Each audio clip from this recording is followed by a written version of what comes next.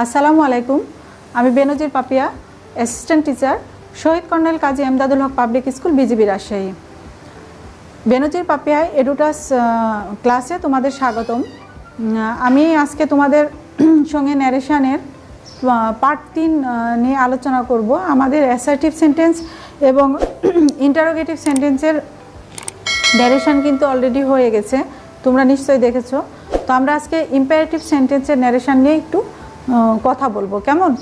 তো আমরা ইম্পারেটিভ সেন্টেন্সটা বুঝি, তো আমরা একটু খেয়াল করো যে ইম্পারেটিভ সেন্টেন্স যে ন্যারেশন করতে গেলে আমাদের কিছু জিনিস আগে মনে রাখতে হবে, সেগুলো আমরা একটু দেখে নিব। আমাদের কি কি একটু মনে রাখতে হবে। প্রথমেই হচ্ছে, যদি আদেশ বোঝালে অর্ডার, উপদেশ বোঝালে অ্যাডভাইস,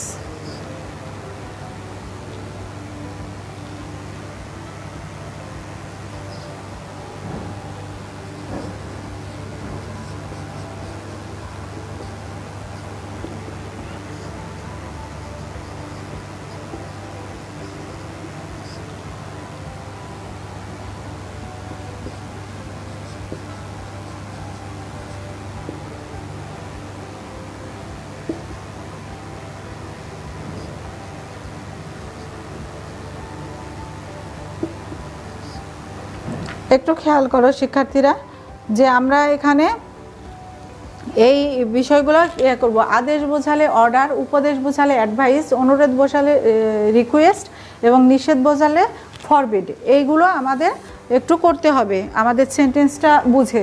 এরপরে একটু খেয়াল করো যে আমাদের আরেকটা জিনিস মনে রাখতে হবে, ইম্পারেটিভ সেন্টেন্সে ন্যারেশন করার সময় আমরা যখন ইনভার্টেড রিপোর্টেড স্পিচের ইনভার্টেড কমা তুলে দিব, তখন সেখানে আমরা ইনভার্টেড কমার পরিবর্তে কি লিখব? একটা কনজাংশন হিসাবে টু বসাবো। হ্যাঁ, এটা আমাদের মনে রাখতে হবে। এই টুটা বসিয়ে আমরা কি করব? আমরা ন্যারেশনগুলো হচ্ছে কনজাংশন তুলে দিয়ে আমরা কি করব? ওই ইনভার্টেড কমা হিসাবে টু বসাবো, কেমন? তো আমরা হচ্ছে একটু প্র্যাকটিসে চলে যাই এবং এক্সাম্পল দেখলে ক্লিয়ার হব। তো আমরা এখন এক্সাম্পলে চলে যাব শিক্ষার্থীরা, কেমন?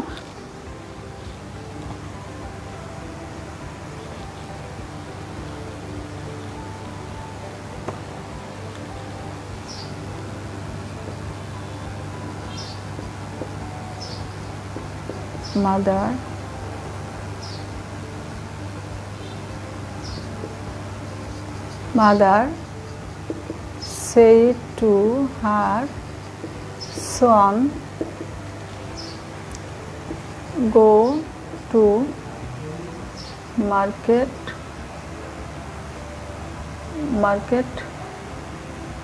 and bring some vegetable. দেখো এখানে কি বলা হলো, mother said to her Son go to market and bring some vegetable. কি বললাম? Mother said to her Son go to market and bring some vegetable. তো এখানে কি হবে? মা তার সন্তানকে কি করলো? এটা কিন্তু অর্ডার করলো, তাই না? তাহলে মাদার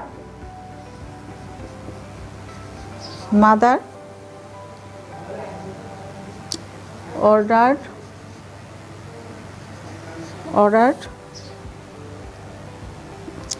her son।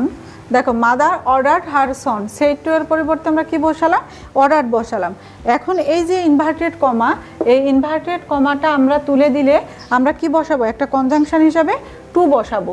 তাহলে to go to market and bring some vegetable। দেখো কি বললাম, যে mother said to her Son go to market and bring some vegetable. তাহলে এখানে আমরা কি করলাম? মাদার অর্ডার হার সন টু, ইনভার্টেড কমা তুলে দিয়ে আমরা কি বসালাম? টু বসালাম। তারপরে যা আছে বাকি অংশ লিখলাম, go to market and bring some vegetable. হ্যাঁ, এরপরে আমরা আরেকটা এক্সাম্পল দেখতে পারি। হি said to me always speak the truth, always speak the truth। তাহলে এখানে কি করতে পারি, যে সে বললো অলওয়েজ স্পিক দ্য ট্রুথ, সর্বদা সত্য কথা বলবে। তাহলে এটা কি করলো, অ্যাডভাইস করলো। তাহলে হি অ্যাডভাইসড মি, এরপরে কি হলো, ইনভার্টেড কমাটা উঠে গিয়ে একটা টু বসালাম, তারপরে বাকি অংশ বসাবো, স্পিক দ্য ট্রুথ অলওয়েজ। ঠিক আছে শিক্ষার্থীরা, কি বললাম, যে he said to me always speak the truth. তাহলে he advised me, inverted comma তুলে দিয়ে আমরা কি বসালাম, কনজাংশন হিসাবে টু বসালাম, বাকি অংশ স্পিক দ্য ট্রুথ অলওয়েজ। এভাবে আমরা কি করতে পারি, তোমার ইম্পারেটিভ সেন্টেন্সের ন্যারেশনটা করতে পারি। এখন একটু খেয়াল করো যে আমরা যদি ইম্পারেটিভ সেন্টেন্সটি যদি নেগেটিভ হয় সেক্ষেত্রে আমরা কিভাবে ন্যারেশনটা করতে পারি সেটা একটু দেখব, কেমন?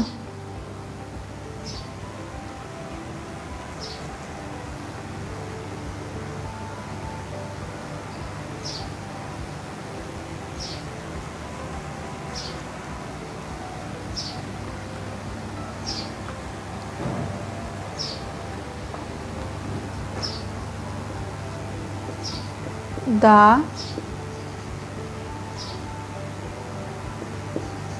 teacher said to the student, the teacher said to the student, do not tell A lie. কি বললো, the teacher said to the student do not tell a lie. এখন একটু খেয়াল করো শিক্ষার্থীরা, যে ইন্টারোগেটিভ সেন্টেন্সটি যদি নেগেটিভ হয় তবে রিপোর্টিং ভার্বের পরে কি বসবে, রিপোর্টিং ভার্বের পরে হচ্ছে নট বসবে। তাহলে আমরা কি করব, দ্য টিচার, দ্য টিচার এখানে কি করলো, দ্য টিচার এখানে অ্যাডভাইস করলো, উপদেশ দিল, অ্যাডভাইসড দ্য স্টুডেন্ট। এখন কি করব, আমি বলেছি যদি সেন্টেন্সটি নেগেটিভ হয় তাহলে রিপোর্টিং ভার্ব, আমরা তো জানি ইনভার্টেড কমার আগের অংশটা কি হচ্ছে, রিপোর্টিং ভার্ব। তাহলে রিপোর্টিং ভার্ব যখন শেষ হবে তারপরে আমরা কি বসাবো, একটা নট বসাবো। তাই আমরা একটা নট বসাই দিলাম। এখন এই নট বসানোর পরে শিক্ষার্থী আমরা কি লিখব, লেখা আছে do not tell a lie.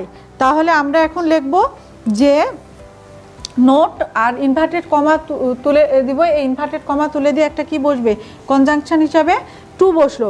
তাহলে নট টু টেল এ লাই। ঠিক আছে, এইটা একটু খেয়াল করবা, এটা স্টুডেন্টরা অনেক সময় ভুল করে ফেলো, যে যখন নেগেটিভ থাকে সেন্টেন্সটি ইম্পারেটিভ সেন্টেন্সে তখনই ভুল করো। ভুল করার কিছু নেই শিক্ষার্থী। The teacher advise the student, এই রিপোর্টিং ভার্বটা লেখার পরে একটা আমরা কি বসাবো, নট নিয়ে আসবো। নট নিয়ে আসলাম, তারপরে ইনভার্টেড কমা তুলে দিয়ে আমরা কি বসাবো, কনজাংশন যে টু, সেই টুটাই বসাবো। কনজাংশন টু বসালাম, তারপরে টেল এ লাই। তাহলে the teacher advise the student not to tell a lie. আশা করি শিক্ষার্থী তোমরা এইটা বুঝতে পেরেছো। আমরা আরও একটা এক্সাম্পল করি। He said to me, he said to me, তোমার ডো নট